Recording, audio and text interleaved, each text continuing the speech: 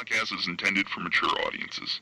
The views and opinions expressed are those of the panelists and do not reflect in any way those of the podcast partners, sponsors, or affiliates. Enjoy. Hi, this is Michael Buffer, and you're listening to the Voice of the People. Let's get ready for Boxing Voice. Hey, Daddy, this is Dollar Beat. BoxingVoice.com. No matter what nobody say, man, spirit can't nobody fuck with me, man. You know, I can't be fucked with, you know. Dollar D Beyonce Productions. Whether you pay to see me win or you pay to see me lose, you're gonna pay. Fuck it, the kids still gotta eat. I don't have to watch, you know, any footage of a fighter. I mean, because I'm Floyd Mayweather, everybody gotta watch me. I knew eventually I was gonna have to fight Oscar over. I feel like he was straight up and down, no special effects. BoxingVoice.com. How can Canelo have the biggest deal? Your deal is for $300 million, and I made $350 million just in one fight. And you're fighting on the app. BoxingVoice.com. I'm a king, okay? I eat a feast. Every time I eat a feast. And when I get up from the table, I don't give a fuck who get the leftovers. At the end of the day, follow my green print. Dollar D Beyonce Productions. BoxingVoice.com. Ain't no other sight in the game to see the boxing boys. Good morning, TBV.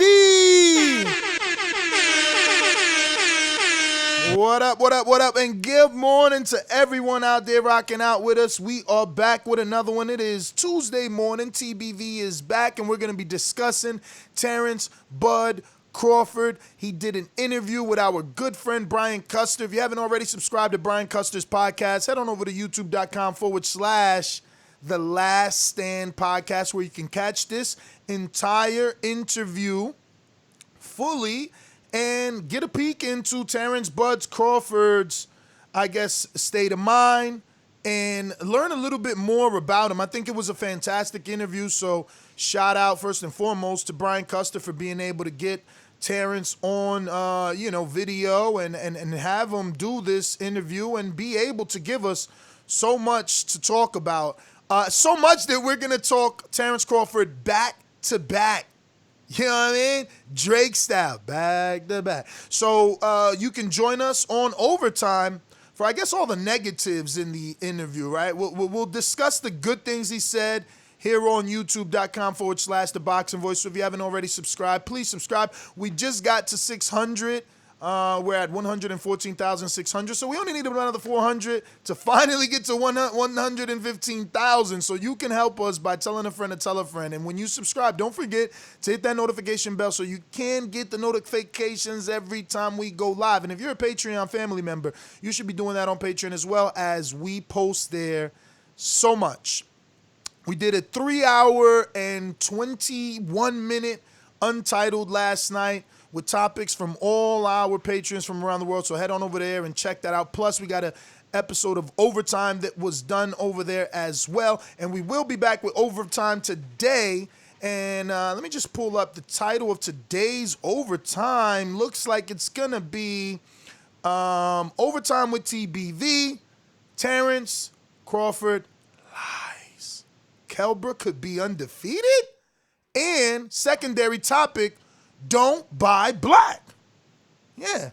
Dominique Palermo will be on the show for Untitled, as the don't buy black topic is her. She experienced something and she wants to share it with the audience. So if you are interested in listening to our Overtime episode with TBV, where we discuss the lies Terence Crawford did tell in this interview with Brian Custer, join us on patreon.com/The Boxing Voice for an episode of Overtime, where we go on 5 times a week with Overtime mostly. Normally we're not supposed to do days where we got like film study and stuff like that, but we do anyway because Overtime has just become, an extension of our conversation, to be honest with you. That being said, we're here today to discuss Terence Crawford taking our advice. Our as a community, our as a Patreon family, as a TBV Voice of the People community member. I want to believe this idea originated here from either myself or even maybe Brandon from Cincinnati. We at TBV definitely were campaigning for Terence to make his own lane. Obviously we would have all wanted him to move up to 154 pounds and face Jermell Charlo, as the two would have made for fireworks in a press conference because of their attitudes.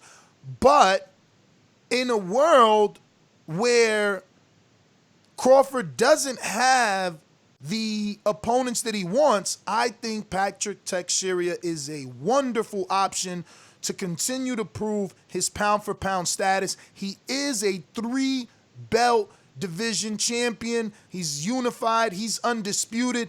And he would be adding a 4th division by moving up to 154 pounds. Now, we're going to give you all the details, how easy this can be, or is there any difficulty in making the actual Terence Bud Crawford versus Patrick Teixeira from Brazil. I did speak to him this morning, but I've given you a lot, so let me go ahead and bring in my co-host and get the conversation going. If you haven't done so already, please hit that thumbs up button, as it helps with the visibility of the show, helps us grow, lets other people know that the conversation was good, and it makes them want to, partake in the conversation and possibly call in.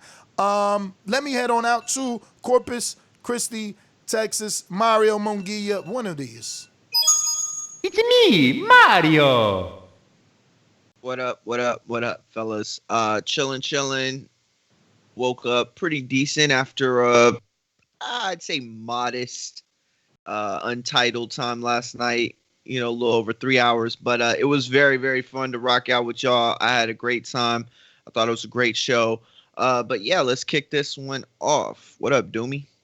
I'm the most brutal and vicious and most ruthless champion there's ever been. There's no one can stop me. Lynch the conqueror. No, I'm Alexander. He's no Alexander. I'm the best ever. There's never been anybody like me.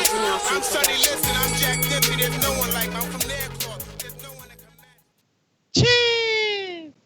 Good morning. Welcome to the morning show. Get that cup of coffee ready. I think I need my cup of coffee. Started this new fruit and water morning diet thing. Hope it works out for me. But, if you got that cup of coffee, why not? And if you're across the pond, get that cup of tea ready if that's what you fancy. If not, water and fruits like Doomy. Yeah, man. Terence Crawford, bro, versus Patrick Teixeira, El Brasileiro. What do you guys... I wasn't really, very familiar with Patrick Teixeira. I'll be totally honest with you. Up until he won that title. I really don't know too much, man. It would have been very good to have gotten him on today. I know the skipper Ness over here tried or something like that, or I don't know what's going on. But yeah, I like the fight. Terence, manages to be great and go up in weight and face a champion. So. It's all about how we perceive Patrick and how much credit we're going to give Bud, man. Yeah, listen, this is a very difficult question because it's like you talk about Patrick Teixeira and you talk about, what it would mean for Bud to win another title in another weight class. And it is monumental. It is huge. It is such a big deal.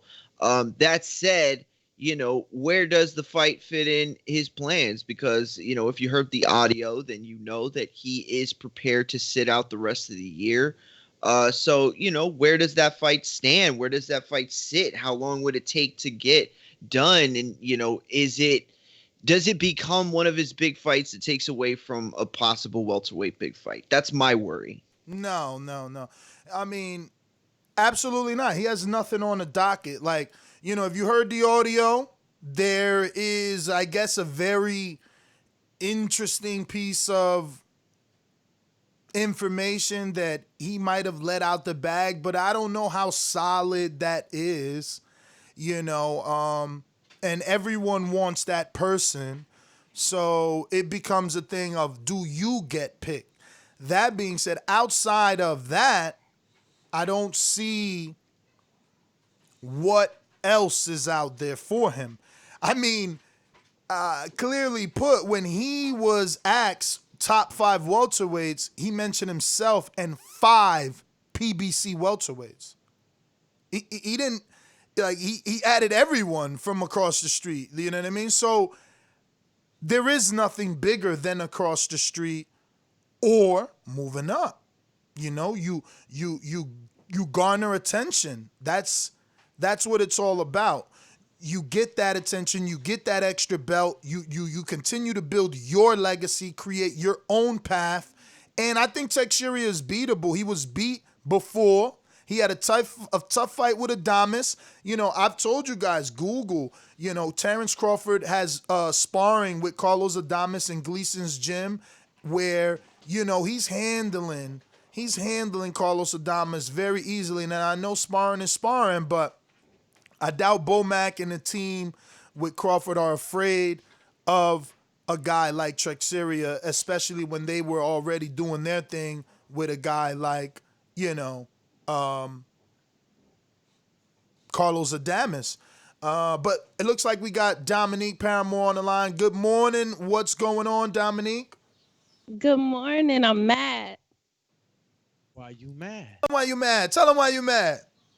Y'all gotta come to overtime, man. I'm gonna do some venting about Don't Buy Black. I tried to tell him, but I'm glad you're here to inform them. I thought you was going to join us just for overtime.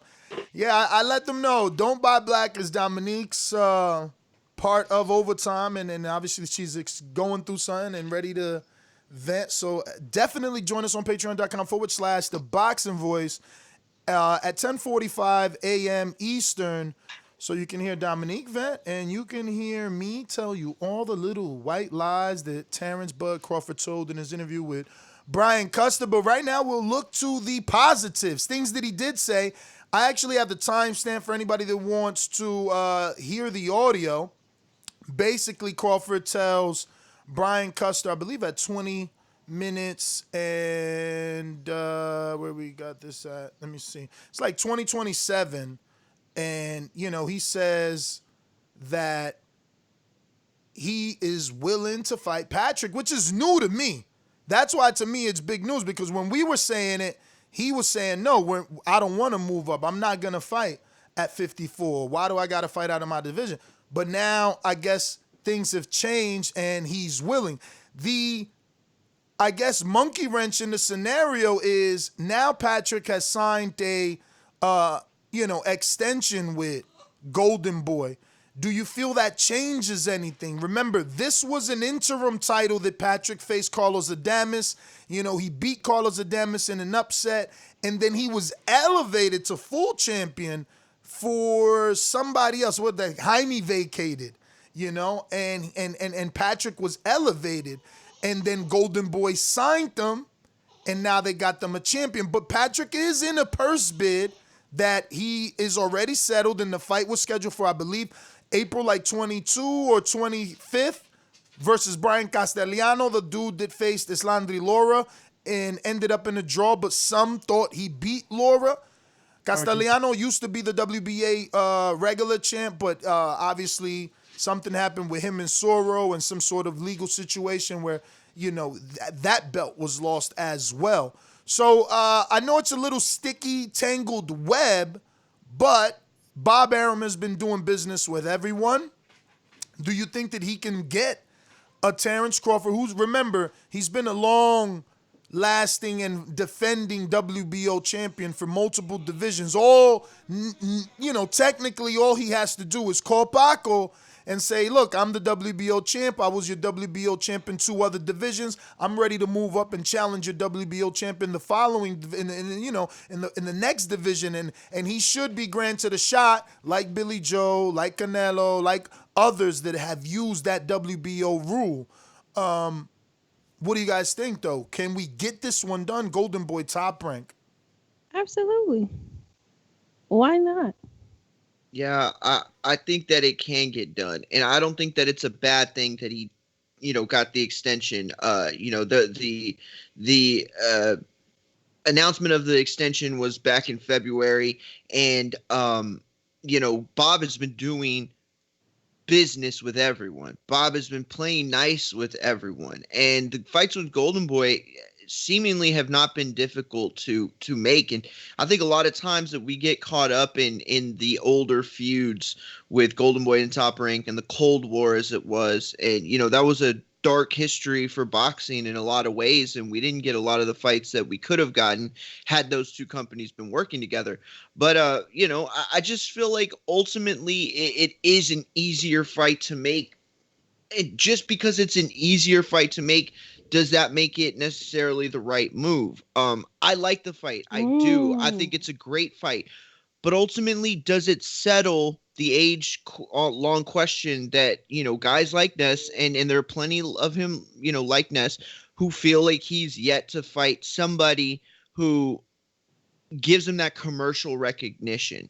So, my question would be, does Patrick Teixeira bring about that commercial recognition? Is it just the belt? Is it the combination of the two? Can you sell a casual fan the idea of somebody moving up a weight class to win a belt, being their fourth title? It worked with Manny Pacquiao in a lot of ways, but ultimately, I don't know. I don't think that this does a lot for him commercially, but the legacy is what he's after at this point, with a fight with Patrick Teixeira. And I think it's definitely a fight that can get done.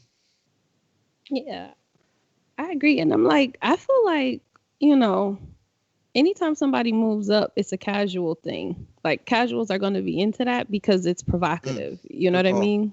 Oh, yeah. Patrick Teixeira, like I said, I didn't really know too much about him. Get closer to the mic, do me. Something's up with you. Yeah, I didn't know too much of Patrick Teixeira up until he got that belt and fought Carlos Adames. I really didn't know too much about him. I don't know if he's fought anybody that I would even know about. And yeah, he's coming up in weight. It's almost like Bud gets plagued with this, like, who is this guy kind of tag. You understand what I'm saying? Like, definitely. I don't know if anybody's gonna say, "Oh, look, he beat Patrick Teixeira at 154." Like, I don't know if people are going to get excited about that. And not to say that Patrick Teixeira ain't a tough guy, tough competitor, but I just don't know if that's that. We keep looking for these names. We keep looking for these fights that are going to bring him out of that quote unquote, area of non-existent to some people. But I mean, he's been in camera more. I could argue either way, but if we're talking about just fighting people, I don't know who Patrick Teixeira was up until right now. And well, that's fair, Doomy, because isn't that really enough, his rise is meteoric. You know what I mean? Like, he was a guy who everybody touted as, a great prospect. He loses, right? And I think he lost to Curtis Stevens. Yes, Curtis Stevens. And, he went on a pretty decent win streak of 4 fights, didn't get any stoppages in that time. But he got the 4 fights. Jaime Munguia vacates his title, and then he wins it last November. So, you know what I mean? The interim WBO. So I don't think that I don't fault you for not knowing that much. You know what I mean? And again, I'm not saying that he ain't a tough guy, and definitely he's not a good fighter or a great competitor. I'm just saying that we keep looking for these fights that we want Bud to have so that we could give him massive props. And even though I'm still going to give him his props for moving up and fighting a guy, and he is a champion, I'm still going to give him his props. But I know that there's going to be a lot of people out there still blowing that same trumpet. Like, oh, man, yeah, but he moved up. Yeah, but doesn't this make it easier for Bud tenders to defend Bud? Like, yeah, someone will be out there saying something because they don't know about boxing, but those of us that know that Adames was heavily touted. Adames was training with Robert Garcia. Adames was big, and Patrick blew him out. It was an upset win. Why do we give Andy credit and we can't give Patrick credit? He upset the apple cart. Top Rank had all their chips invested in Adames, and Patrick upset that. So why doesn't he get a darling story? We were talking about it off air. He's the first Brazilian champion since the Freitas family. The Freitas family is iconic out of Brazil. Acelino Freitas, Popo Freitas. It's like, come on, how he doesn't get credit? The problem is you guys, and I don't mean you as the host, I mean you as boxing fans. You motherfuckers don't know nothing about boxing, so it's easy for you to take the simplest thing to say. But again, a dude just done history. He just became champion of Brazil. That ain't been done in how many years? He just upset the favorite. The favorite. The dude training with Robert at the boxing academy. The dude signed the Top Rank. Like, he upset him, and y'all saying that Bud is going to move up, who started his career at 40, 35. He got a title at 35, then a title at 40, then a title at 47, and you ain't going to give him credit for beating a champion at 54. People going to be out there not giving him credit. Who? People that don't know boxing. People that don't know boxing. Whenever somebody can move up and get a belt, I just don't understand what's the controversy. I mean, you have to hand it to them. I mean, especially if it's heavier, if it's lighter. I mean, anytime you play with your weight and it's not your comfortable weight, it's a gamble, and you need to get your propers for that. And I think too, you can sell it. I mean, it's just on the promotion company to like tell that story. You can't knock us for not being interested in a story you're not telling. So tell us that story. Make it make sense. It's there. I think Terence already has a lot of fans, and I think that they would love to see him conquer that. And I think, other guy, sorry, I mean, no disrespect, but other boxer guy, champion, I think he could benefit from this a whole lot. Patrick Teixeira. No, but let's go to the super chat. Jared Lloyd, you know, my man. Damn, Jared he's Lloyd. up early. Yeah, he coming in Good early. morning, today. Jared. Good morning, champ. Champ. Hold on. Don't even go to my dude's soundbite for. I got something for him. The champ is here. The champ is here. The champ is here. I think you accurate. Yeah, Jared, let's go. Jared Lloyd, early morning, says, I need the butt tenders to explain this to me. Help me understand why you consider the bum lord to be pound for pound. This just a warning shot. I mean, I think that the pound for pound status comes from Undisputed, because once Usyk Undisputed, they put Usyk in that list too. You know, was he number one? No. But you get put in that conversation when you undispute, and when you unify, and when you go up divisions. Like, that is the essence of pound for pound. Mythically, a guy that, regardless of weight, could fight in other weights. How do you match him? And Bud is not only doing that in your head, but he's showing you in real life, in real time, because he's moving up. He's going to 35, then 40, then 47, and if he does this, will be 54. I just don't see how he's denied. Like, first of all, if Bradley's going to the Hall of Fame, well, I can't use Bradley. Bradley fought both Marquez and Pacquiao. Those are huge names. But, you know, essentially Bradley's only won titles in 2 divisions. You know, outside of those, you know, iconic names that he's facing, Marquez and Pacquiao, you know, he's a shoo-in, I think, for Hall of Fame. He's a shoo-in for Hall of Fame. And I think Bud and him are very similar. Bradley went to the UK for Junior Witter. Bud went to the UK for, help me and go, Mario. I'm sorry, I can't remember his name. The dude that Doug Broner. Ricky Burns. Damn. Ricky Burns. Good job. Good job. Yeah, listen, if you're asking the question, how can this be because you disagree, I'm 100% with you. And I want to preface what I say by saying that I like the Teixeira fight. That said, though, we can't forget the criticism that Pacquiao got at 154. You know, people still say that he didn't really win that title. And yeah, it was a catchweight thing. And, you know, there was a lot of different aspects to it. But, you know, essentially, what title? The Margarito title? The Margarito title. You're bugging, bro. What are you talking about? You're saying it's not the same. Who didn't give Pacquiao credit for that?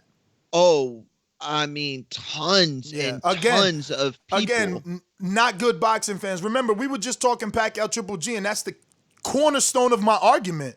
Listen, I agree, but you got to understand that haters and unknowledgeable boxing fans make up the bulk of Twitter and social media. So, you know, there's going to be criticism there. I think that ultimately, you know, you have a guy in Patrick Teixeira who they're going to try to poke holes in. You know, he won the interim title that was vacated and then was made into full champion a week later. So I it's not that I'm trying to pick apart the fight. Again, I like the fight. I'm just trying to present the full narrative here. And, we talked about guys like Broner, right?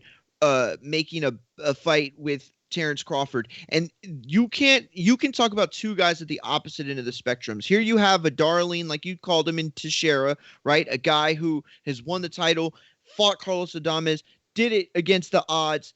People gave up on him, and he still won, that fight either way. But then you have a guy in Broner who doesn't have a title, who doesn't have much success in the boxing ring lately to speak of, and yet, he's the name that would ultimately verify in a lot of the casuals fans who Terence Crawford is. You know what I'm saying? Like, and at this point, I think he's fighting more for the casuals than he's fighting for the hardcores, or at least he has to be. At some point, they all have to. Well, we'll discuss exactly who he's fighting for on Overtime when we talk about Terence Crawford's, lies that he did tell in this interview. I wasn't sure where you were going with that before. But now I do. Yeah, I mean, the truth is the truth. Like, no. I'm not hating. I just didn't he know. Took our advice. At least he's verbally come out and said it. And I should pull up the audio but obviously everyone has heard this. But I'll try and pull up the audio. One of you guys take over. Let me find the audio. It's really quick. He said he was willing to face him. Which it was just shocking to me because that was like something new, when we asked Bob and stuff like that, and he was asked in the past, they were saying, he was saying no, but he's like, why do I gotta go up? These guys should just fight me. But now, it changed, and here's the audio. How many more fights do you see yourself at 147? I don't know. I really can't say. Because I was willing to go up and challenge the WBO 154 title champion. So, we'll see. Like I said. Now, I just want to know when did that change, right? Because first he said no. Now he's saying he was willing. Was means past tense. What happened? Somebody holding him back. Not only when did it start, but when did that fight come off the table? Because he says, I was willing. Did it come off the table when Golden Boy re-signed or extended Patrick's contract? Did that make the negotiations less appealing to Bob Rank, Top Rank? When was it? When did it become past tense is all I want to know, because when we were pushing for that, they didn't even want that. Now it's like, oh, I was willing. I was. What you mean? So now, is this off the table? But was a question of, because Jaime Munguia was that champion. I think that's another little interesting, facet that you can throw in there. I mean, is it likely? Probably not. But when you think about what Terence Crawford benefits from versus Patrick Teixeira versus a Jaime Munguia, you can then start to look and understand why is part of that sentence, because Jaime Munguia brings Mexican fans. Jaime Munguia brings a ton of, lineage in terms of, well, not lineage is probably the bad word, but he just brings a lot of aspects that attract commercial audiences that Terence Crawford could rub off on. I don't think... Yeah. I don't think he was talking about Jaime. Jaime's been out the picture for a while. He's you got to listen to his inflections. You got to listen to that man's heart. When he said that means he had a conversation about that. Like, he was on it. Like, I don't know. Like, he was on it. Somebody was holding him back. You've said that a few times. What gives you the inclination someone's holding him back off of him just saying, I don't know when I would get out of 147? He wanted it, but somebody would not let him take advantage of it. Like, it was not an agreement. Like, he was pushing for it, and he was not allowed to take advantage of it. I mean, why can't it be a thing where maybe just Patrick said no? It could be, but usually when that happens, they're a little more aggressive. It's like, no, I wanted him. The inflections are different. He would have thrown that out there too, probably. The inflections are different. I'm an actress, so I study the way that the voice can manipulate emotion, and that man got a story to tell about that. Somebody holding him back. I gotta go and watch this fight in full. What, with Adames? Nah, it was a hell of a fight. No, it was a fight. It was a fight, but Yeah, Adames had more dog. Ness said Teixeira blew him out, which, you know, the scorecards were actually pretty close. It was like wasn't it a knockout though? It just like I don't think so. I think so. I thought Teixeira. It was a 12-round unanimous decision. I thought Teixeira was Adames down in the 7th. He was landing the harder blows, and you can tell that he was physically hurting Adames round after round. I thought it was a stoppage the way I remembered it. Him up though, and I'm gonna give. Bro, Adames was punch drunk, bro. Adames, we did a live fight. He was punch drunk. He was punch drunk, man. He was hurt in that fight. After he got knocked down, like I'm seeing him just, you know, miss everything. But yeah, Teixeira's tough. Yeah, but he's wide. He's wide. Terence is smaller. He'll get up under that. I'm seeing Terence versus Jeff Horn all over again right here. Yeah, and you know, he spoke about that. He's like, yo, I didn't get bullied. And I think that's the same thing, the same mindset he'll take into this. Like, yo, I've been in there with Adames. Adames got bullied. I ain't getting bullied. You know, I'm going to show these dudes. And I'm starting to understand him more with the interviews. He's like, yo, don't look at who I'm fighting. Look at how I'm fighting. I mean, I kind of understand him. Maybe Bud Tenders made this point, but it's different hearing it from them, right? Like, he's like, for instance, you know, Pacquiao Horn. He's like, look, Pacquiao, regardless of what you think, regardless of if you thought Pacquiao won or lost that fight, we could all agree Pacquiao was bullied. It was tough, you know? He said it wasn't tough for me. You know what I mean? And that's true. That's true. But again, we'll talk about the lies on overtime. Yo, listen. Ohio runs go ahead. Super chat. Yeah. Shout out to Ohio Runs Boxing. Ohio. He said, damn, where'd it go? Listening to the show, Ness. Believe that. Yeah. Power Yeah. Nah, man. They definitely took our advice as a community, man. I think this is the right fight. I guess the final question to ask you guys before we open it up, because, you know, no one presented it. I was holding it in the cuff. Is this better than the options available? Yeah, okay. Who's the options available again? Danny Garcia? Negative. No. Okay, what, Pacquiao? Allegedly. Possibly, right? Like allegedly. I'm gonna go and I'm gonna look into this guy a little bit more. There's rumors that this is what I don't believe, right? I seen rumors, headlines that say Pacquiao allegedly wants $20 million to fight Crawford. I'm like, why? When he just got 25 for Thurman, didn't he? Mm-hmm. So, splits different, maybe? But bro, it don't make no sense. You just went in there with a handicap welterweight. Like, we all knew Thurman was hurt. And you got $5 million. Like, we can't act. We gotta stop acting like 5 is 500 here. We talking about $5 million more, and now there's rumors talking about Pacquiao's willing to face Crawford for 20. It just sounds fishy to me. You know, real quick, go ahead. Go ahead. No, I did want to interject. Possibly the idea came in that Adames was a top-ranked fighter, and maybe them thinking that he was going to beat Teixeira, which he was the big favorite. No. Possibly that was the route they were going to take. Negative. Sounds good, but here's my counter to that. At the time, Jaime was champ. Adames and Teixeira fought for an interim title. Jaime vacated. Good call. You're right. Jaime vacated. Patrick got elevated. That's what elevated the next week. You're right. I'm trying to tell y'all, somebody else is making the calls there. Somebody else is making the calls. I just can't see that Patrick. Oh, go ahead, Doomy. I'm sorry. Just 2 seconds, Stock. I was gonna give my last opinion on Patrick. Like, the Doomy verdict is in. Like, this kid's tough.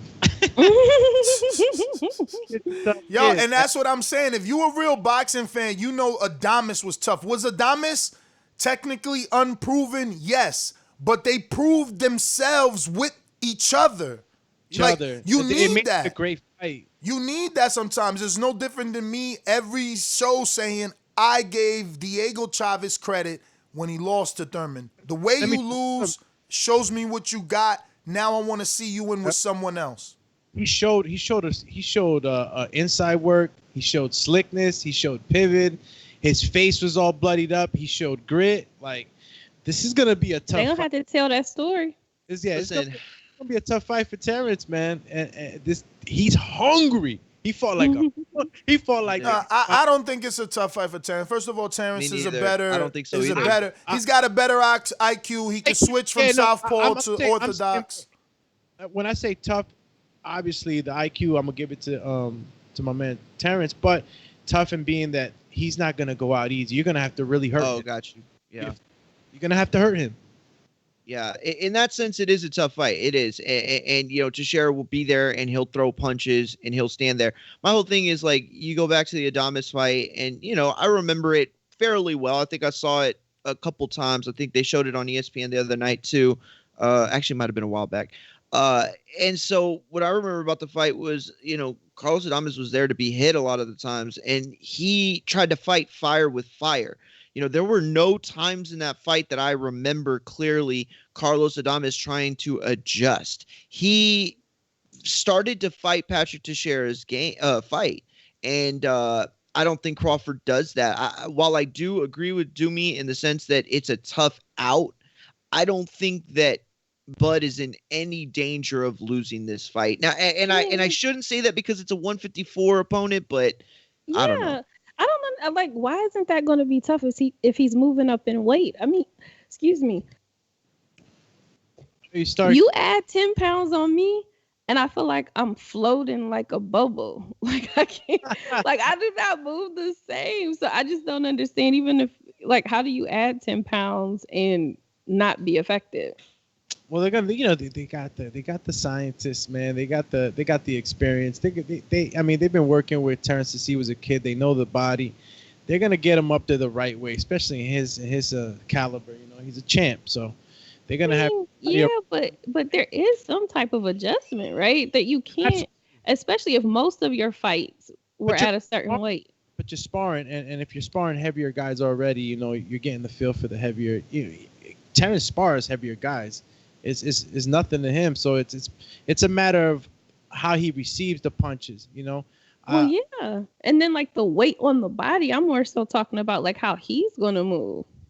Yeah, I mean they're gonna work on speed and they're gonna work on not trying to bulk him up too much, but I mean they do it the right way to where they either body and look, it's not that big of a jump, even though it's you know 7 pounds.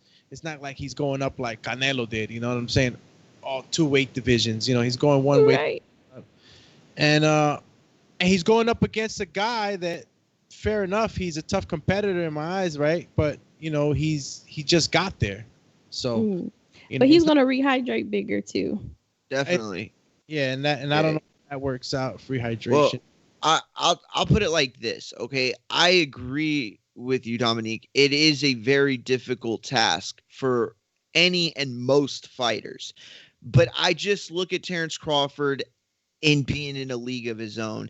And when it comes to that world-class level that Terence is on, that so few fighters can reach, I think that there's a prerogative. Well, not even a prerogative. I think that there's just a thing about these guys, you know, like a Pacquiao, like a Mayweather, like a Crawford, that it makes they can do things in the ring and physically with their bodies that most athletes cannot do as easy or as well. You know what I mean? We're talking about one of the greats right now in Terence Crawford, and you could put him up there with as good as LeBron is at basketball, as good as Tom Brady is at football, as good as Mike Trout is at baseball. That's where Crawford belongs in this list. So it's not more of a question of the physicalness of it or the biology of it, because you're absolutely 100% right. I just think he's just that good. Got a super chat from TJ. He says, so is Teixeira not fighting Castellano? And yes, I sent the pre-pro that information. He did have an April 25th, purse bid fight scheduled, meaning they already went through purse bid and the fight was going to happen. Yo, this fight was even going to happen in Brazil, believe it or not. I don't know, did it end up in Brazil, being as though Castellano is from PBC now? But I read some stuff where they were trying to put this in Brazil on an 80-20 split, too. Crazy, yo. So I don't know if Teixeira coming out of nowhere with some fans, but they was negotiating. Check out the articles I sent y'all. Castano. Okay. I didn't say that? Castaño. He said Castellano. Not Castellano? Castano? Castano. Yo, and there funny. was an S on it. Castano. Yeah, Castano.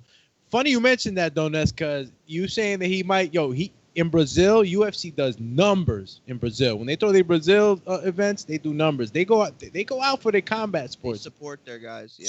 Super. And if he's like the next Popo, he's definitely gonna have that place lit wherever they have it in Brazil. And they got some pretty decent spots. So I see y'all didn't answer my question about and over the what's better. What's better? If not Teixeira, who? 147. Somebody at 147. I mean, realistic though, Dominique. He wants us to say if Kell Brook's better than Patrick Teixeira. That's what he wants. I mean, go by resume, yeah, but I see Patrick stopping Kell Brook. I'm sorry, he's just too gritty, and I see as Kell Brook being beat on a little too much already, man. So when you get a guy that's coming at you like this with this relentless, I see fresh. See Kell Brook, and Kell Brook got a good step back uppercut. He knows how to work on the back foot. I give him credit on that, but I don't know. I see something about this kid that he's hungry. He wants it. Adames was catching him, bro, with some shots. Had his face bloody. When I see a guy bloodied up and who has taken shots and then turn it around and like over what, I gotta count that for something. And even though Kell Brook, he got the resume. He hasn't been looking, super good when he has those type of guys coming forward on him. He washed to me. Damn. Ohio. No disrespect at all. Like, no, he can always come back and just dominate. But like right now, he's kind of washed to me. It's like Kell Brook for what? I'm washed up. Yeah, that's definitely the narrative there. And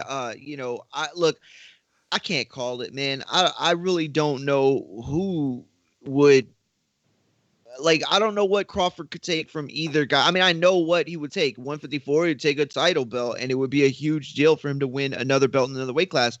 But we can't pretend like Kell Brook doesn't have the namesake that Patrick Teixeira doesn't have. So it is a question that you can debate. But ultimately, honestly, I'd rather see the Patrick Teixeira fight. Is Mario a real boxing fan when he says things like that is what I wonder. You're telling me that Kell Brook doesn't have a bigger commercial value than Patrick Teixeira? I'm telling you, I need someone. Whoa. Commercial value? Yo, but name recognition, yes. Anybody else on his resume besides Shawn Porter too, right? But that was like his biggest win. But anybody else that he fought that was big, it don't matter. He was big where he was big at. Like, he was a thing at one point. He just not no more. I mean, tougher fight. I get where y'all are coming from, and that's not even what I'm saying. What I'm saying is that Kell Brook is still a name, and how many casual fans are gonna hear the TBV, say that, call a spade, and how many of them are just gonna remember the name Kell Brook? Oh, he was in there with Triple G. Oh, that's the guy that fought Spence. You know what I mean? And so that's definitely an aspect of it. Name recognition, like Dominique put it. And so when you talk about that part of the debate, then Kell Brook has points to be made. I'm sorry. Kell Brook is a better name on a resume. It's just facts. Even though fight wise, I would enjoy, a Patrick Teixeira style. Mm-hmm. And I can't argue with that, that's the name. If I'm Terence Crawford, I want a Kell Brook on mine. But Kell Brook ain't the champ. I gotta be honest though, it's like champ right now. So it's like, do we go with name or do we go because we got the title at that division? I feel like name recognition and like better resume is two different things. I mean, definitely the belt is the better resume, but you know, because you'll say he won this title there, so that's the better resume. Kell Brook, you'll see it and you'll recognize it and you'll get a visual, but you just not gonna care. You're like, oh, somebody else beat him. Yeah. Even though his last fights he won. What's up, girl? Nobody knows. He stood me up again. Yeah, I mean, Michael Saraya Rabachanka. No. DeLuca. No. I mean, again, these are guys that To the casual, you probably don't know these guys, but Not interested. Doesn't bring any interest. But the name Shawn Porter, Earl Spence. You see what I'm saying? Yeah, but I mean, so what do you go for then, Dominique? Do you go for all right, look, Kell Brook's considered the name, right?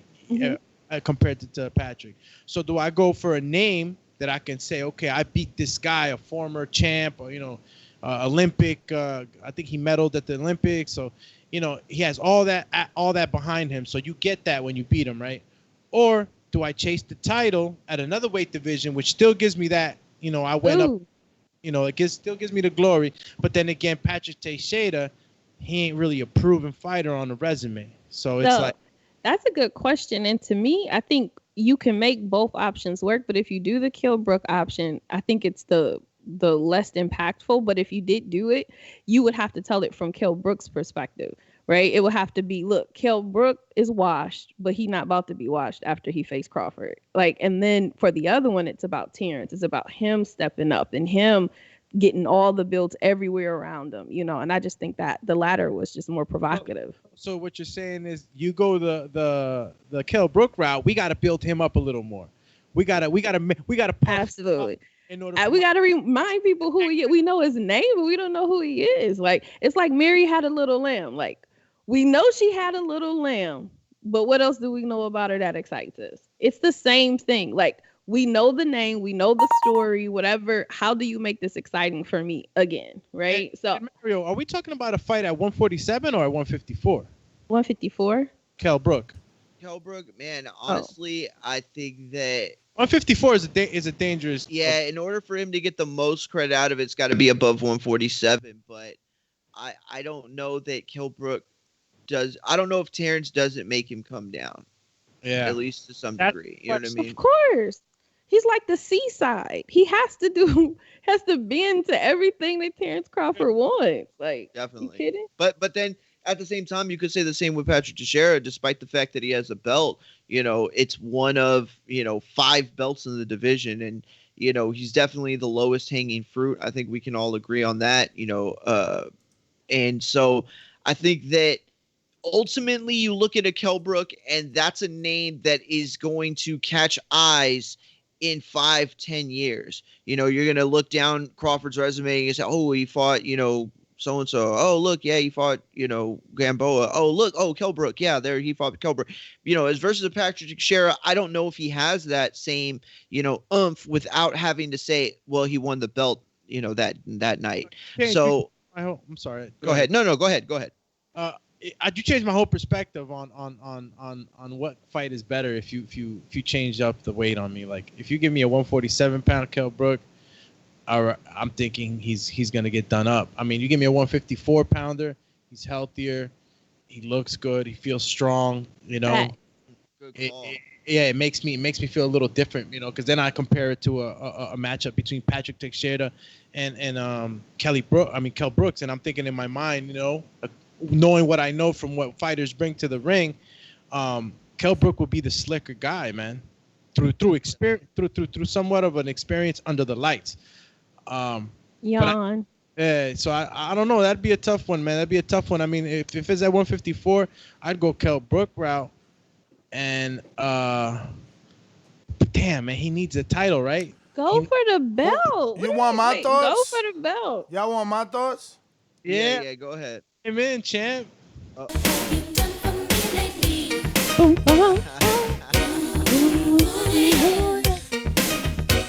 That's how I feel about Kell Brook, man. Chill, y'all. He's done nothing. Patrick Teixeira is the better win for Terence Crawford. A Terence Crawford fan that doesn't agree with that is a bud tender, not a Crawford fan. Patrick Teixeira has... I'm not even going to repeat myself, bro. We know what he done, and we know what Kell Brook hasn't done in over 36 months. But let's open up the phone lines. Final thoughts, ladies and gents? I'm going to use my final thoughts just to ask a simple question. And not a debate. I'm just curious to know. On fight night, who do you give a better shot at beating Terence Crawford? Patrick Teixeira or Kell Brook? Patrick Teixeira. Gotcha. Do me. Who do I give a better shot of losing? Who do you give a better shot of winning? Like, who do you... All right, you can answer it like that. Who you think he beats easier? I guess Kell Brook or Patrick Teixeira. Honestly, I think he beats up Kell Brook. Easier. Definitely. So he essentially he said the same thing I said. Yeah, and the reason is because Teixeira is fresher. It's a fresher fighter. Not only that, man. If we gonna believe everything Buddy McGirt says and how history this and history that, well, history teaches us that when you become champion, you allegedly get 75 to 80% better. Your mindset is different. You think differently. Obviously, you start to gain substantially more once you can win the belt and defend it. Not just win. To win, you can be like Gervonta Davis and take $75,000 to beat up Pedraza. It's about defending it. That's when your purse changes. So, yeah, I mean, I consider Teixeira to be way more dangerous at this point. You know, fresher. You know, just more focused than, you know, Kell Brook that's out here looking for a big fight. That's all. He's on his con chip right now. Like, use me as a name and get me in a big fight. You know, get me the biggest possible fight. Eddie. I don't care. Yo, was I the only one that dropped off there? Nah, I think somebody just did. I know I saw Skype. Okay. Yeah, I seen Yeah, Dominique, that but I happened thought with you Skype. just cut. Yeah, you're here. Yeah, you back. I just thought you Am I cut out. back? I thought you cut out like to go, you know, handle some stuff. But yeah, man, like I think it's more about, you know, what people have done, man, and us as boxing fans, we got to start giving them that credit. You know what I mean? It's like, what have we done? Go ahead. Super chat by Jarrett Lloyd says, the pedestrian beater strikes again. If I beat on a school teacher and a one-legged man, I'll get arrested. But when Bud do it, he pound for pound. Sticking my contenders like Voltron because the resume, hot garbage. Bartenders assemble like Voltron. Yo, was Jeff Horn a teacher? Jeff Horn was a teacher. Oh, damn. He's killing, because he's been saying that for a minute. I'm going to have to Google, is Jeff Horn a teacher? Wasn't he a science teacher? I know that dude, Robert Stieglitz, that the German beat was Arthur Abraham. That dude was a teacher too, or a gym teacher. Shout out to teachers and their strength, because this is not to say that you do not have strength. Now, you could come from any walks of life, man, and be a warrior. You could be, man, a potter, and you absolutely guy's a straight monster. So never sleep, man. Definitely. Never sleep. I don't know. Let me see if personal life. Yeah. I'm just saying, like, you know, I wouldn't want my doctor to fix, you know, to do the plumbing at my house. Physical education. And I wouldn't want my barber to be my dentist. You know what I'm saying? But at the same time, you know, it's so like, he's saying people who don't train professionally for boxing. Exactly. Like if you studied this, do that. But at the same time, you know, all credit to people that can get there at that level, you know? Yo, he was a physical education teacher. So he was a gym teacher. Yeah, he has his bachelor. Yo, Jared is official. That's hilarious.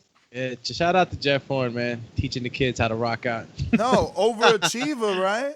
Boxing program, huh? Overachiever for Jeffy. Yeah, and look, bro, guys like Vladimir Klitschko, you know, the Klitschko brothers and all these guys, and some of these guys even now, man, they're educated. You know, the whole like mold of like you always gotta, you know, you gotta be like starving in order to be a fighter. You could see that's kind of like washed away. People do it for passion. Mm-hmm. People have other interests besides fighting, but maybe fighting is just something they love. But maybe they're a potter or they like technology or whatever it be. That's why I allude to. You just never know where you're gonna get this warrior coming from. You never know, and nobody's telling a kid in kindergarten to box, right? They're not promoting that in school, so it's always interesting to hear how a boxer finds his way into the sport. You know, it's always by happenstance. It's never, rarely is it intentional, right? Or it's something they're pushed to do.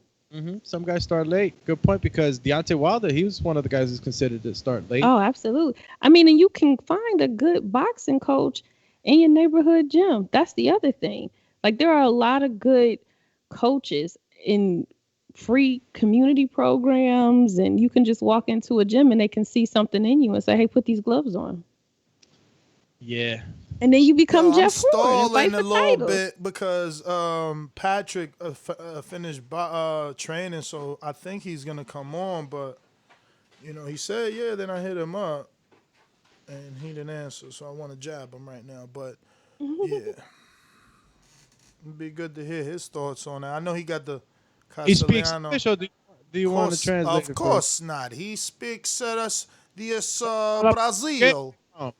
Lucky for us, Dumi speaks Portuguese and Brazilian and Spanish. My man is Confetti. like all that. He's like Isn't all it that. Brazilian Portuguese? Yeah, it's kinda.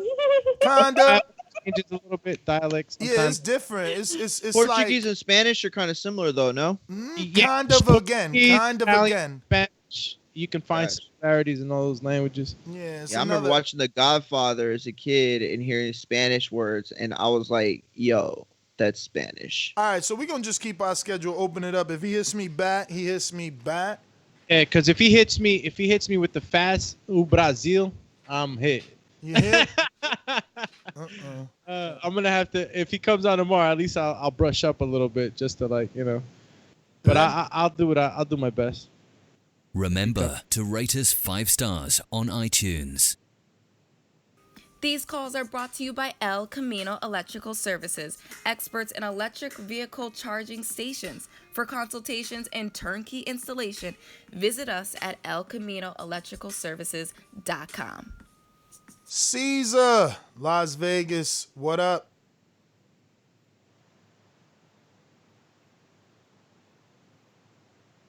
Chee.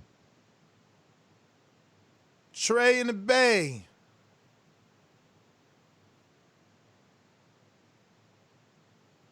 Chee. Info, Joe in California. Mr. Info Joe. This portion of the show we call In the Mr. Know, Info Joe. presented by my brother. Yo. Good morning, TBV family. Morning, Good Joe. morning. Oh, man, God is good, man. My daughter graduates today. Congratulations. Congrats. Yeah, man. She going to Dominguez College. And Awesome. let me give her a shout out. Shout out to Kalima Willis in the building. I'm going to have her play this back when she wake up. Yeah, man. But on to the topic. He should go for the belt, man. He had a good interview, man. Great interview. He gave us this is one of the best interviews that he had. The one I listened to it after you said it last night, Ness. With the Custer interview, man. Great interview, great insight to his mind. I hope he does fight this year, though. I know he was talking about maybe he might not fight this year. I hope he does fight this year. It'd be good to see him go up. If he does go up, I would go for don't fight Kell Brook. Go for the 154-pound belt, if anything. But that's all I got. Everybody have a blessed, no stress day. Peace. Joe, man, thanks for calling in. We're going out to New Orleans. You know how these bitches is in the sport. Total disrespect. Kid has no class, no style. I'm a gorilla, I'm a dog. I'm a dog, I'm a gorilla. The smartest thing you can do is to stay away from Terence. It can't be the boogeyman if I'm chasing. What you want to bet on? You can bet 100,000 on that. Let's bet $1 million. Easy. Let's bet $1 million.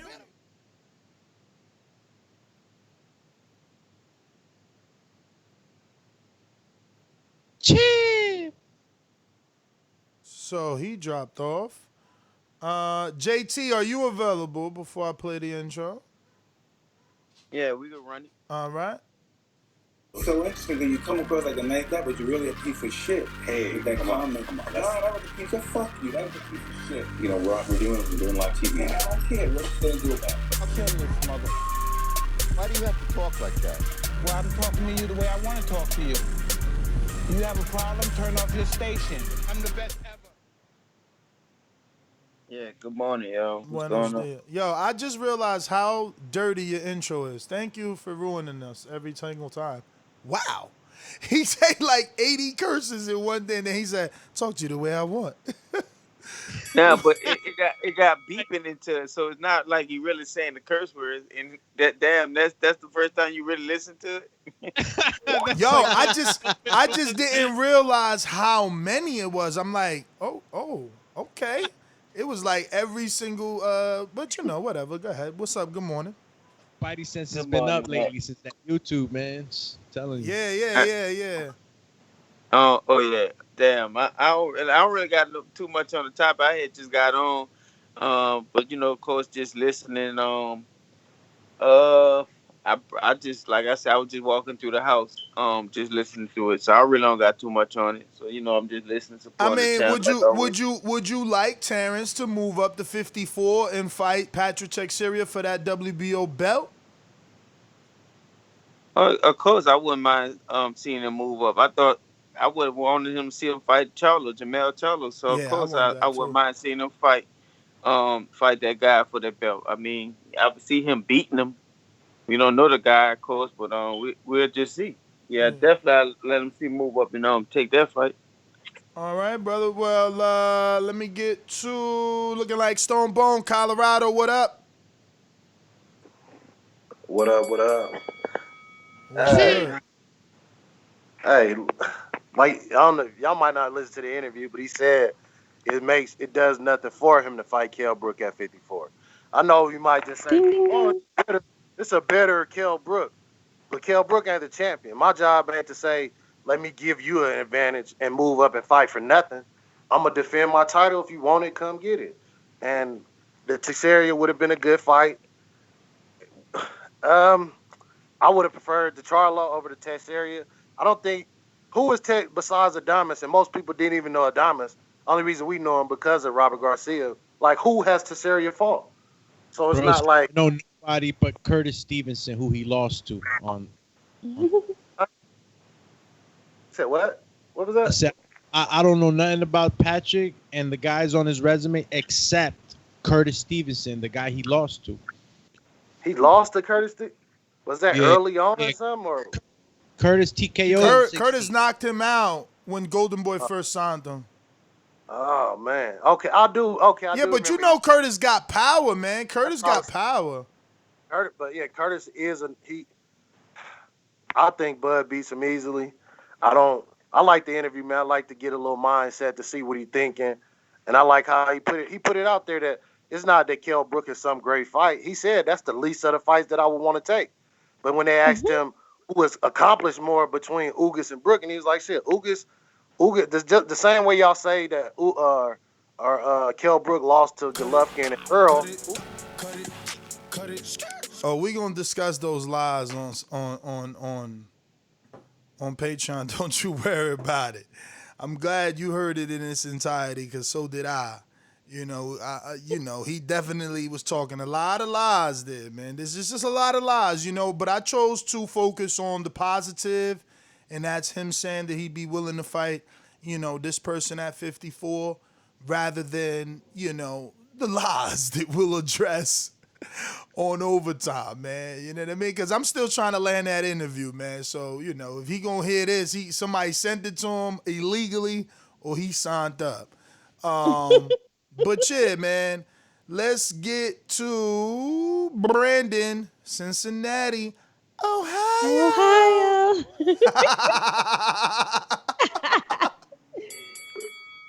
Yo, what up? Can you hear me? Yeah. Yeah, try to make this quick. You know how I feel about it, man. I don't care who it is. Line them up. The outcome's gonna be the same. They going to sleep, just like the last 8 or 9 opponents went to sleep.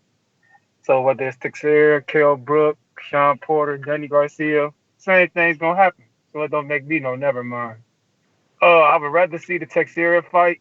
Just collect straps. That's all he's been doing his whole career is collecting straps, going up and down weight classes, whooping ass, collecting straps. So this is right up his alley.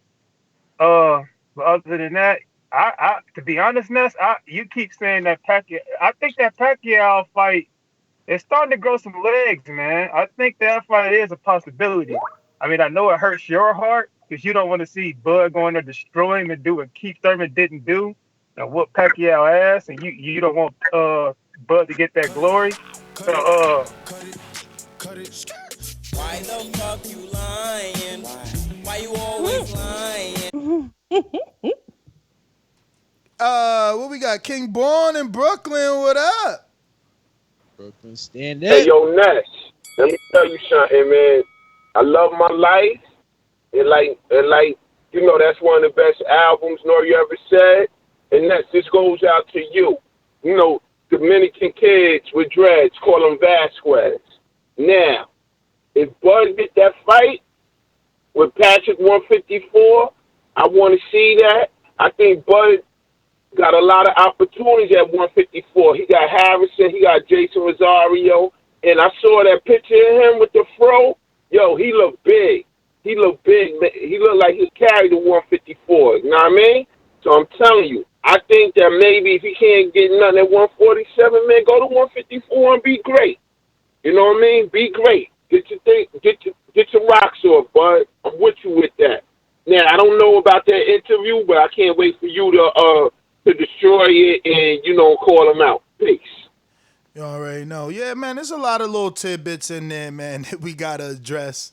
And we will. Overtime, patreon.com/The Boxing Voice, as well as discuss Dominique's topic. I see Brandon in the chat like, Dominique, what you trying to tell me not to buy black? You're going to have to tune in, Brandon. Make sure you clear your schedule, champ. He's already I'm Patreon. mad, Brandon. I'm mad. Yeah, he's already Patreon, so all he got to do is show up. But we can't give you none of that right here. You know what I mean? Because, look, she got to vent, and you can't vent over here on YouTube. They don't allow it. You know what I mean? But we will be discussing, you know, quite a few of the lies that were told on that interview with Brian Custer and Terence Crawford. You know what I mean? You know, bone-faced lies, too. Like straight up. Straight up lies like, yo, dog, like, you know, it's going to be real fans watching this interview. So, you know, I'm just, you know, it's funny to me. But Stone Bone said something about, you know, coming down and stuff like that. And, like, he doesn't mean anything at 54.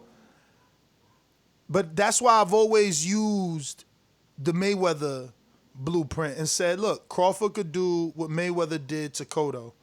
The Pacquiao-Cotto fight was a catchweight that, you know, the media, I guess now it's like anything. With time, you forget. But when Pacquiao Cotto was done, it was a lot of backlash because Pacquiao brought him down to 144. Cotto was allegedly weight drained. You know what I mean? So Mayweather went in there and said, look, you lost to him, but I'm going to fight you at your real weight. You know, and they fought at 54. You know, I don't remember if titles were on the line. Like, were they Mayweather's titles? Were they Cotto's titles? I don't know. You know, I don't know if Mayweather moved up. I mean, obviously he moved up because he was a naturally 147-pounder. But yeah. Let me hit you with this super chat real quick from TJ. Says Bud would never KO Porter, Brandon, on dope. Hashtag Ohio.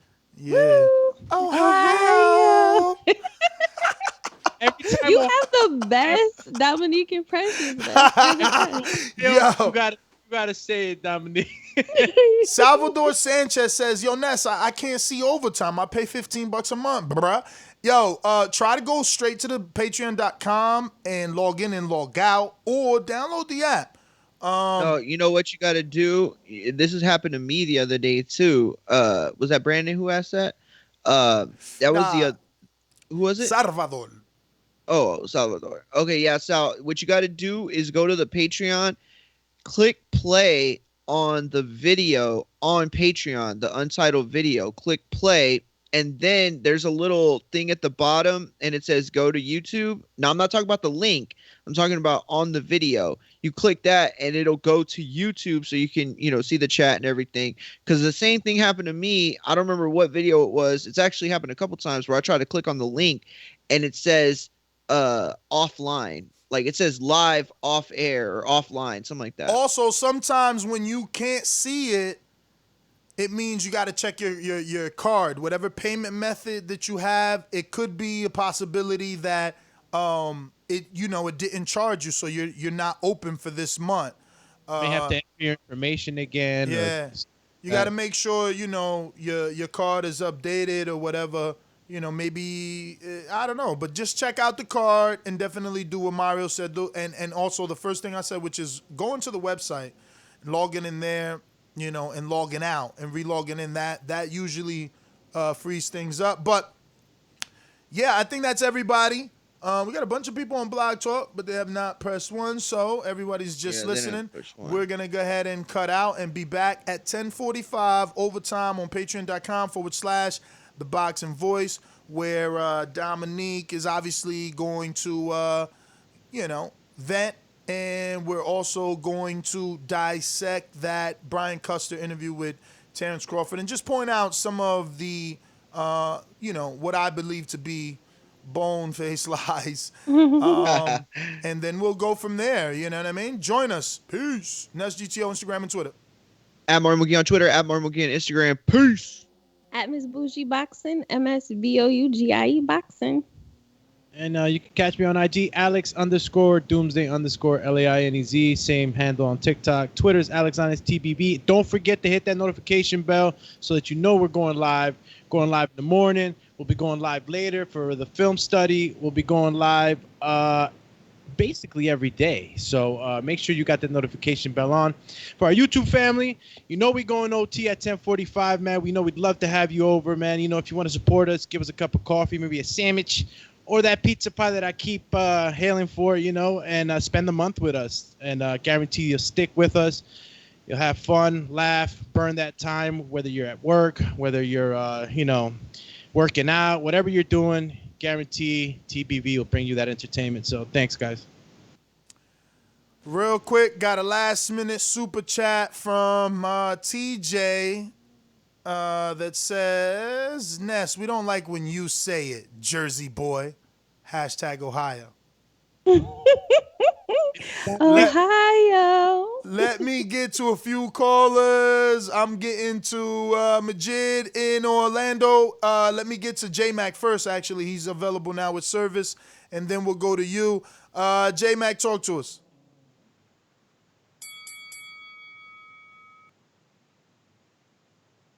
Yo. Yes, sir. Can you hear me? We do. I don't get no intro? You did, brother. You just got bad service. You didn't hear it the first time we went to. You dropped off.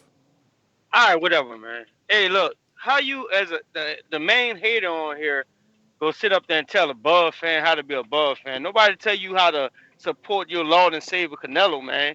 You a hater, so you can't tell nobody how to support Bud and stuff. Now this Bud moved up and already moved up from 135 to 140.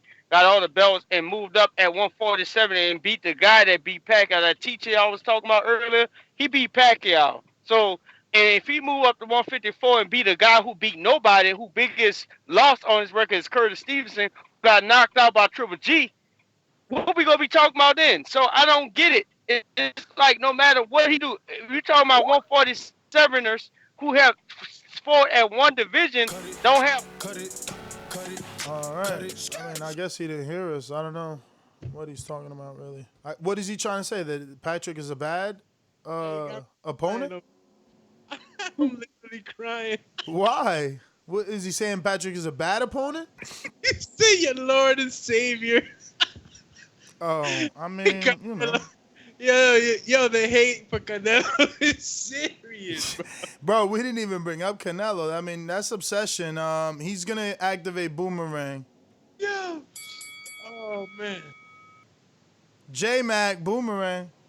Man, dude, you starting to get weird to me, man. First, y'all done created this goddamn robot to type stuff that none of y'all would say to my goddamn face and sit up here and play these games and these shenanigans on this call, man.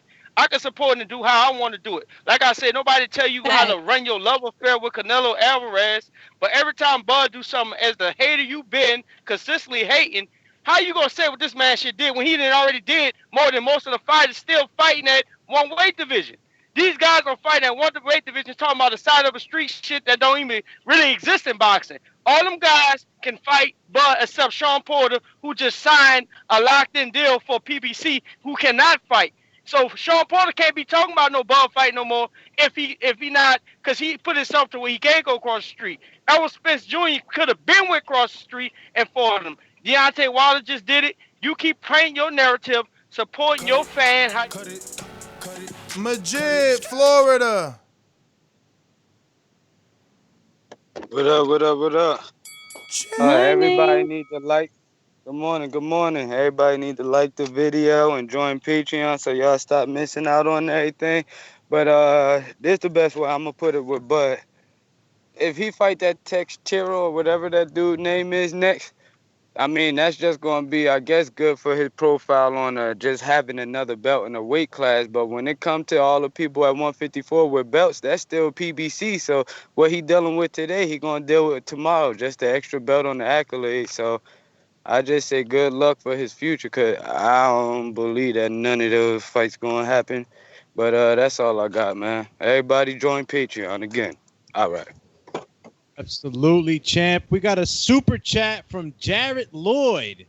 Says, Jay McDonald, stay supporting his bum lord and savior.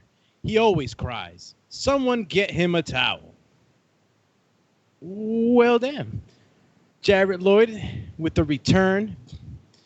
We have, okay. 704 said Lloyd, okay. Yeah, man. Look, Bud's done a lot, man. I mean, look, in my opinion, he's fought tough guys, tough competitors. My whole thing with Bud has been not against him and his skills. Has always been, why haven't they given him that marquee fight that's gonna always, make you look at him like, okay, this guy's fought guys that have done a lot, not that have done just some, but have done a lot. So, none of those guys are on that resume, man. And Patrick just said he just hit me back and called me, but he called me from freaking WhatsApp. Obviously, he's in Brazil, so I told him he's got to answer my call. We're going to try and see could he do this. If not, we cutting out. All right? We still under the time limit anyway. Let's see. Could we get this off?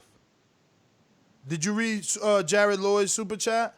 Yes, I did, and I was just saying, the thing is not about Bud's skills or anything like that. It's just that we're looking for that marquee fight for him that we could all, Dog, I mean, whoever's J-Mac's friend, they should talk to him, right? Like, he came on here like, how you telling Bud what to do? Ah! Like a freaking dude with rabies and shit. It's like, chill, bruh.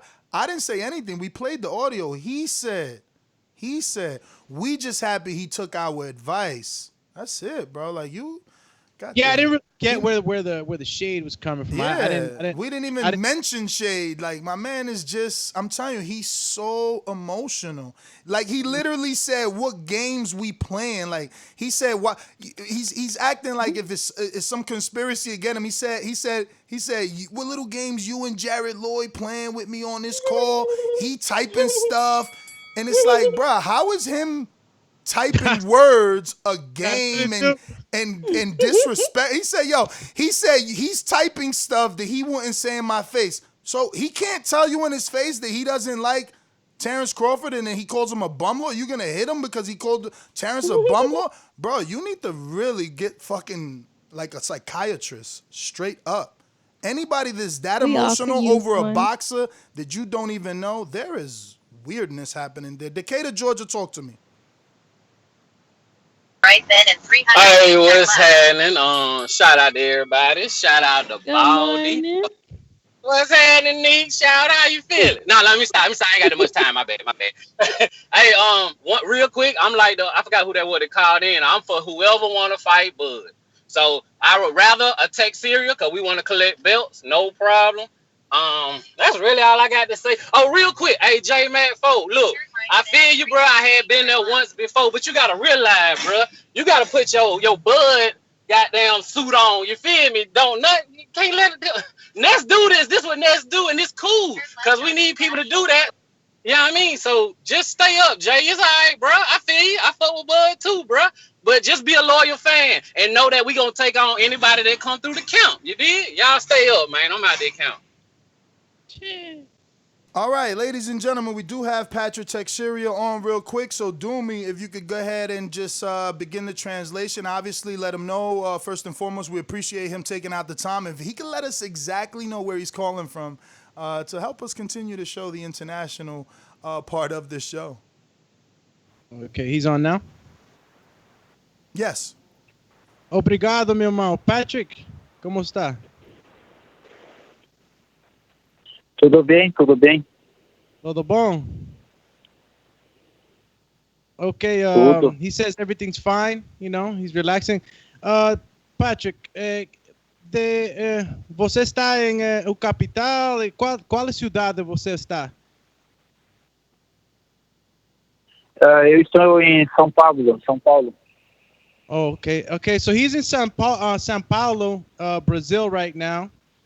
That's what's going on with him. So you can go ahead and try this. I'll try my very best. Yeah. I mean, obviously mix it in with some Spanish. He's good at Spanish.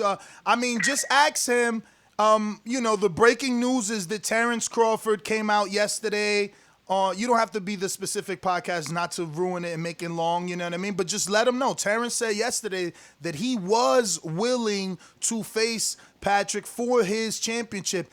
Did he ever receive any sort of, you know, offer, or was he ever in negotiations? And was he and is he willing to face a Terence Bud Crawford? Okay, Patrick, ele está falando que se acaba de quebrar uma nova notícia, que o Terence Crawford ele sube para o peso suyo para pelear com você. Ele está disposto a contestar contra você. Ness está perguntando se você ha recebido uma oferta de campamento de Terence Crawford, e se você entretenía la pelea, si você aceptaría una pelea contra Terence Crawford. Sim, houve boatos dessa peleia com Terence Crawford, creio que não vai sair. Para mim era uma grande oportunidade de mostrar meu boxeo que Crawford, para mim, o libra por libra, o melhor de todos.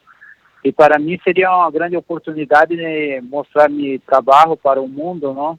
Mas creio que não sai essa peleia.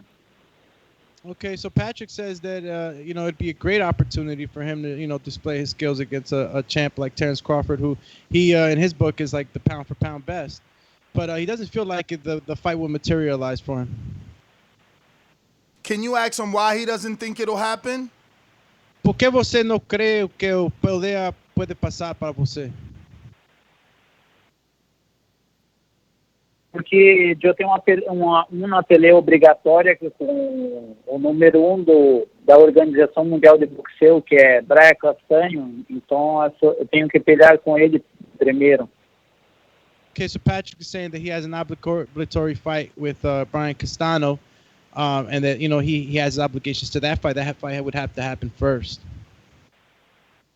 Can he clarify where is that fight happening? Because I heard and seen negotiations that was possible for Brazil, and even as far as the 80-20 split, but obviously he doesn't have to give us financials if he's not, you know. Patrick, está perguntando, Nestor, se você sabe que aonde vai acontecer a pelea, a luta, e se pode passar allá em Brasil, e se você cree que pode acontecer a luta em Brasil. Não, eu creio que a peleia será em Estados Unidos, na Califórnia, essa peleia, e vai ser transmitida pela Dazn para o Brasil. Eu creio que essa peleia acontecer em Brasil é muito difícil. Yeah, he says that, you know, it'll probably happen in California, not Brazil, and they'll stream it through Dazn. It'd be pretty difficult for the fight to happen in Brazil. That's dope. And so obviously, can you ask him if he were to get the win with Brian, would he then reconsider Crawford or send his peoples to get that Crawford fight? Patrick, Nestor pergunta se você gana a luta contra Castano, se você considera a pelea de Terence Crawford. Sim, se ganha a peleia, com certeza. Para mim, um grande, o Terence Crawford é um grande peleador e, para mim, uma grande oportunidade. E eu ia estar muito feliz de pelear com um peleador como um tipo como o Crawford, muito habilidoso e muito bueno. Yeah, he said he would definitely consider it, to test his skills against a champion like Crawford. And, yeah, he would definitely be willing to take that match. Axum, has Golden Boy told him if he gets the win with Brian Castano that his next fight would be Spike O'Sullivan? Nestor está perguntando se você ha recebido informação se depois de que você gane a luta com Castano, se você talvez tenha luta contra what was the opponent, Ness? Spike O'Sullivan, the one with the mustache. Yeah. The one that I think Jaime knocked him out, or somebody knocked him out. Lemieux. 90 seconds. So yeah, Patrick, eu quero perguntar se você depois, se você gana a luta contra Castano, se você considera a pelea para ter com Spike O'Sullivan. Se eu ganhar a peleia, se há a possibilidade, pero a peleia depois de Castanho é uma peleia que eu posso escolher o oponente e Sullivan pode ser, sim, pode ser que venha acontecer uma peleia com Sullivan, pero me gostaria algo boxeador melhor, mais popular. Okay. Patrick says that, yeah, there's a possibility that Spike O'Sullivan could be one of the guys, but he has his eyes set on guys that are a little bit more popular and bring just a little bit more to the table. Okay, well, tell him that I'm very impressed by that because, you would figure a Spike O'Sullivan would be an easy win, kind of a victory lap for him. And, if he's going to go in tough with Castaño, then wants to go in tough directly, like with the Crawford or someone else as tough. That's impressive. We appreciate his time. I guess this is all outro too. We appreciate his time. Tell him 10 seconds. Thank you for coming on short notice. Those are really all our questions at the time, but we would love to get him back again in a few weeks. Okay, Patrick, Nestor y toda la familia aquí en TBV, The Boxing Voice, quiere decirle a você muito obrigado por participar aquí en la red con nosotros. Y era un poco corto tiempo, pero nosotros queremos tenerlo você para atrás aquí en el programa lo más pronto posible. También Néstor dice que está muy impresionado con la actitud que você tiene ahorita de después de pelear contra Castano, irse a pelear otro lutador que es también difícil, porque él quería Spike O'Sullivan para você, porque tal vez como una in-between fight, algo intermedio de una pelea más dura, você puede pelear con Spike O'Sullivan, pero si você quiere ir directo a otra pelea, que esté brava, dura, entonces está muy bom y está muy impresionado nosotros aquí con você. Ok, graças a todos aí pela entrevista. He says thank you all you guys for the interview. Ok, muito obrigado, Patrick. Bendiciones você e sua família e que esté entrenando y todo en su entrenamiento sea muy bom. All right. Well, obrigado. Grande abraço aí para vocês. Gracias, Padre. Hasta la próxima, ok? Ok, gracias. Abraço, amigo. Gracias. Well, there you have it, man. Good to know he's willing. Obviously, he's letting us know he's got his mandatory defense with Brian Castano, like we spoke of earlier. But good to see that his mind is set on the big fight, not anything in between, because there is a lot out there suggesting that Spike O'Sullivan would be next. You know, Spike feels he deserves a title shot. He feels like he's been used a lot by Golden Boy, and, you know, he wants something. And, you know, there's been a mention of a Patrick Teixeira and Spike O'Sullivan fight. Good to hear that he doesn't want that. Good to hear that he would be willing to go back and look for that Crawford fight. Shout out to him. He said that, I heard that clearly too. He said, you know, that he considers him pound for pound #1 best fighter. Yeah. So it's like facing like your favorite fighter. That's pretty dope. Yeah, that was pretty crazy. You know, shout out to him. He was all the way in Sao Paulo. Man, I always wanted to go to Brazil. Those tickets are just so crazy. It's so expensive. So expensive. Bro, Brazil is yeah, beautiful. somebody was hating on you. I had to time him out. It's like, come on, man. My man's native tongue is not Brazilian or Portuguese, and he out here flexing, and you still got like that's why even Crawford gets hate. You see what I'm saying? Like even he gets hate. He's done all that he's done, and people hate him. And look, you speak in 3 languages on one show, and people still hate, and they find a way to hate. Yeah, I mean, I try my best, guys. You know, like my lady's Brazilian, and you know, speaking Portuguese, you know, with her family, and like I picked it up along the way because you know, I've been around Brazil and Portuguese people for a long time, but like you know, I never went to school or studied the language and all that other stuff. It's just stuff that, you know, I've kind of just engulfed myself in, and I try to pick up as much as possible. But I hope I did all right for some of you.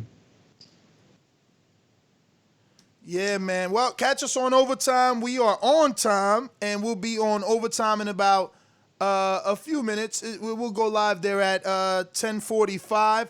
Looks like we got a few late callers. I'm going to go to Huang in the BX. What's up? Good morning. Huang, we ready for you. It sounds like you're doing something. I'll come back to you when you're not on speaker. 214, I don't have my Mario left. So let me see who 214 is. Yo, but Patrick, it's not happening in Brazil. You know what? Maybe if he wins a couple of good fights, that fight could happen down there, bro. I think he understood the economics, yo. You know, that's why he said not Brazil. But we got E from Philly. What up?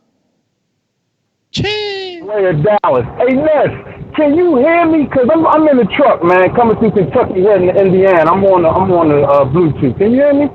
We hear you. I mean, you got a lot of air because of the Bluetooth. Wow. Yeah. Hey, listen, man, it's funny that you just said what you said about the language translation. I really wanted to call in, man, and shout out Dooney, man.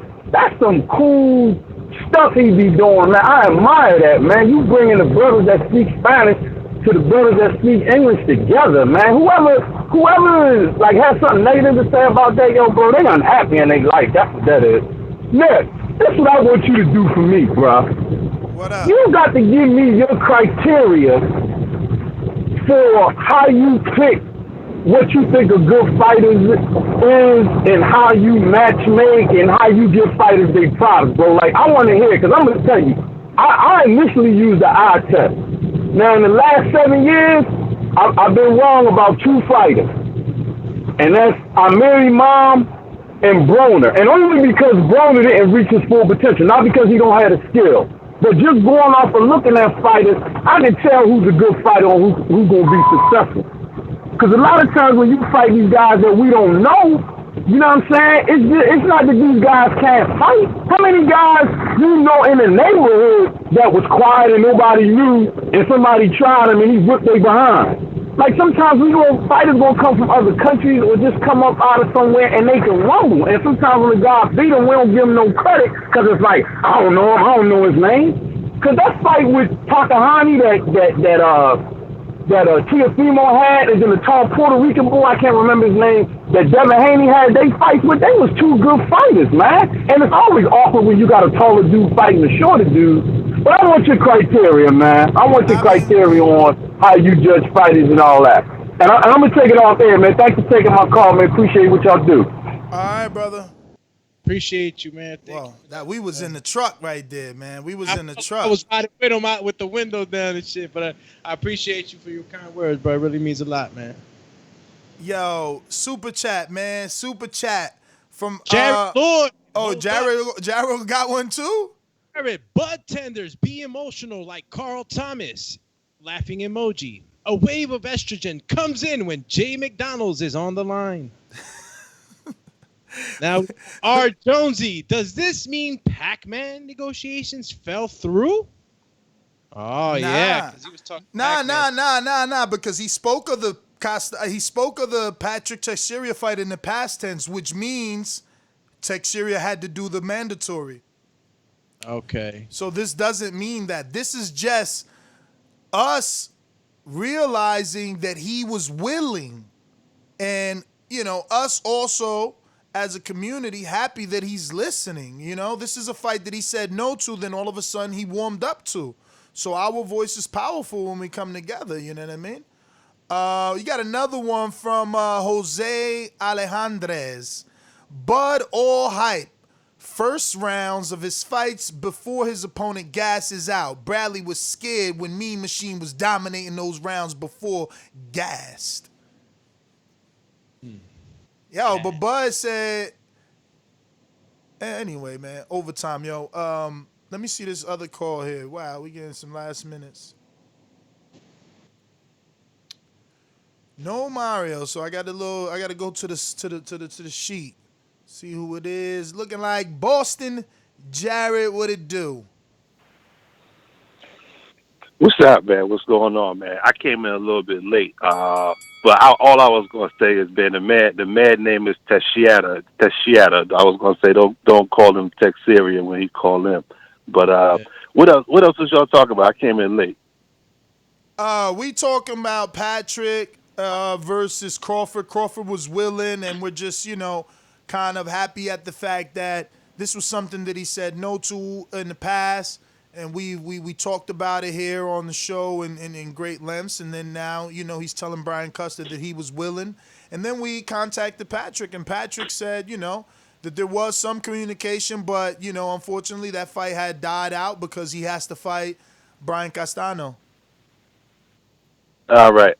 Yeah, that Castano fight gonna be tough for him, man. People don't realize, man, Castano got a lot of amateur pedigree, man. Castano actually ended Derevianchenko's winless streak in the amateurs, man. He got a lot of the Argentine kid, right? The kid who fought Lara, drew against Lara. Yeah. Yeah. He got a lot of amateur fight. Kid can go. It can go. But anyway, that's it. I'm gonna call back in. For you can call in the overtime, right? Yeah. Yeah. As long as you pay. Okay, where because you gonna get into, because there was a lot of little minutia in that interview, man. I was, you know, he wasn't entirely 100% honest. He was either knowingly being dishonest or he was. Yes, y'all gonna get into it. I'll call back. I'm a huge, and I'm a big. To be clear, I'm a big Bud fan. I'm a huge Bud fan. But there was some stuff you were saying on there. It's over. You just went against the grain. They gonna believe you was never a Bud fan. And somebody gonna call in and say, to that Bud fan, we don't need you. Watch. Anytime you go against I love Bud. Bud, my number. I don't really do pound for pound. He my 1 or 2 pound for pound. Excellent fighter, but we got to stop all this dishonesty. There's a lot of propaganda out there in boxing, man. You guys do a great job, man. You guys are like the Roman Empire in a dark world out there on YouTube, man. There's a lot of weirdos and liars on YouTube, man. A lot of dudes out there screaming honest and unbiased, all that bullshit, man. Y'all do an excellent job, man. Y'all do an excellent job. But I'm a call back. I'm a call back on the Untitled joint. All right, brother. Well, thanks for calling in, man. That's everybody. Catch us on Untitled. From Jose Alejandrez. Bud all hype, loses first rounds of his fights before his opponent gasses out. Bradley was scared when Mean Machine was dominating those rounds before gassed. Yo, Doomy needs to check those headphones. I read that, Champy Champ. Did you? I did.